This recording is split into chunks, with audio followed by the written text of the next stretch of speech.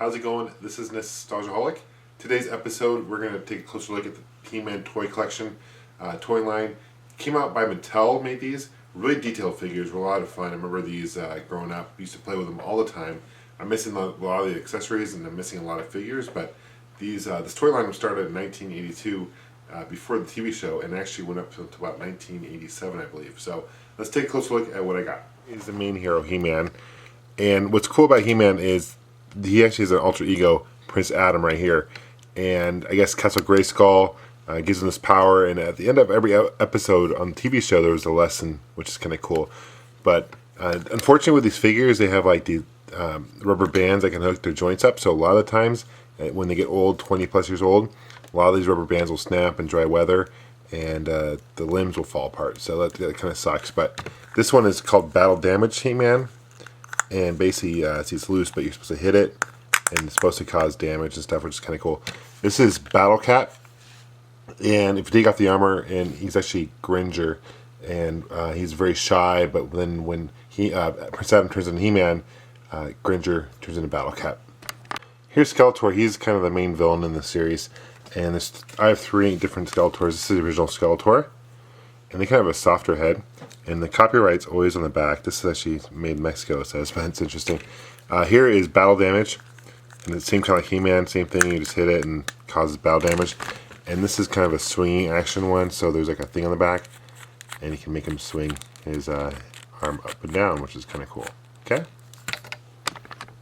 I'm going to start with my heroes, guys. Show you the heroic warriors is what they call them. I'm not sure what this guy is. I'm not sure even he's He-Man. He looks like he's part of He-Man, but you guys know who he is? Let me know. Okay. This is Zor. He's an eagle, and there's a little trigger on the bottom.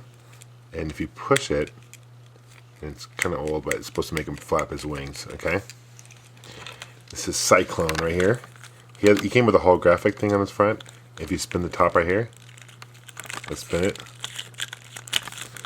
My hands are too big now, but you can make it spin, which is cool. Okay. This is Stratos, one of the original He-Man figures, one of the good guys. Orko, again he was an original hero. He's a common guy in the show. This is Ram Man, and you basically push down his legs and he jumps up. There's a little trigger here it locks in place. You push the trigger and it bounces. This is Buzz Off. Came with wings, but nothing too special about this character other than the wings. But it's interesting the waist. They snaps back in place, which is cool. This is Rock On, and he folds into a rock, and then he comes out, and he's a character. Now the arms don't move out, unfortunately, and he doesn't have much articulation. Okay. This is Mekaneck. Mekaneck, I think, is his name, and which basically what you do is you twist his hips, and his neck should extend. Let's see. There you go. Kind of cool. Last one is Roboto, Doriyama Gato, Mr. Roboto. And you basically move his waist and his visor moves up and down, and you can see the wheels spin in there. Kind of cool. Let's go on to the villains. Another hero I almost forgot to mention was Snout Spout. He's kind of got this weird long snout, looks like an elephant kind of deal. Very interesting, unique character as well. Okay, these are my villains. Try my best to remember all these guys' names, okay? This is Hordak. He's more from She-Ra, but he did appear on He-Man as well, okay? But he was mainly She-Ra's evil nemesis. You got Grizzlor right here. He's got full fur. Beast Man, one of the original villains. This is Leech, and it's kind of cool because he can spit out water. And there's a button you push in the back. You can actually hear him. Very cool, okay? And he can actually stick to the window and stuff, right? Suction cup to it and stuff. It's a Spike Door. I'm missing his arm, obviously. It's too bad. This thing comes in and out. Okay. It's Clawful. Claw. This is Screech, similar to Zor I showed you earlier. He pushes a button right here and he flaps his wings. Okay. This is a Snake Man figure. I don't remember if he was good or bad, but there was a Snake Man line. His arm comes off and they're snakes, which is kind of creepy. This is Too Bad. And he has 2 heads and basically you can just punch like that. It's Triclops. And you get 3 different moods. He's pretty happy, getting kind of pissed. Now he's super pissed. Okay. This is Merman. This is Evil Lyn, and she's one of the main villains in the He-Man series. This guy, I don't remember his name, if you guys can help me out with this, but he has a wheel in the back, and basically his tongue sticks out. Can't speak right now. Same thing with this guy. I don't remember his name either, but help me out with that. That'd be great. This is, I believe, Trapjaw. Actually, I think it's Trapjaw. And then this is, I believe his name is Stinkor. And he actually smelled like skunk. It's kind of interesting. You smell him. Even right now, it smells a little bit. But I remember when I first got him, he actually really smelled like a skunk, which is interesting. Onto my playsets. Now, all these castle playsets actually closed and opened and closed and latched. This is what it looks like when a Castle Grayskull is closed. There it goes opening up.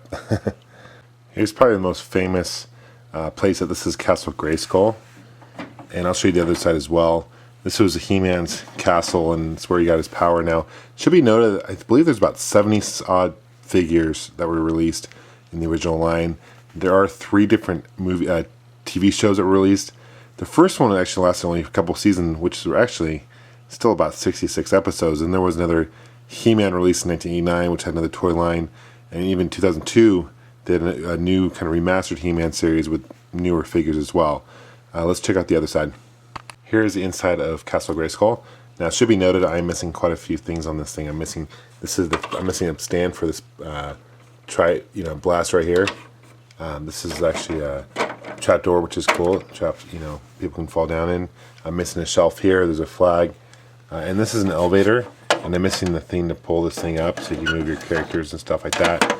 And probably, I like the decals and stuff. But here's a really cool thing right here. This is a door. Closes like that,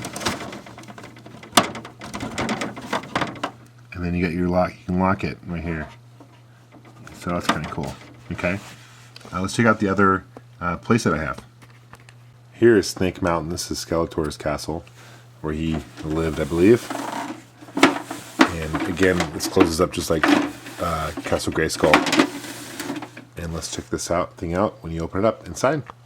Here's the inside of what I have of Snake Mountain. Nothing too special. This is a trap door.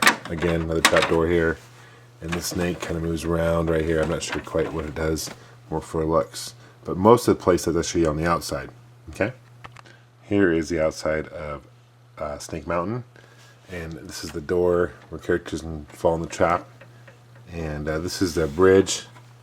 I'm not sure where exactly it goes. It's kind of falling apart. But this thing actually opens up. There's a trigger on the very other side, and you can open up the mouth.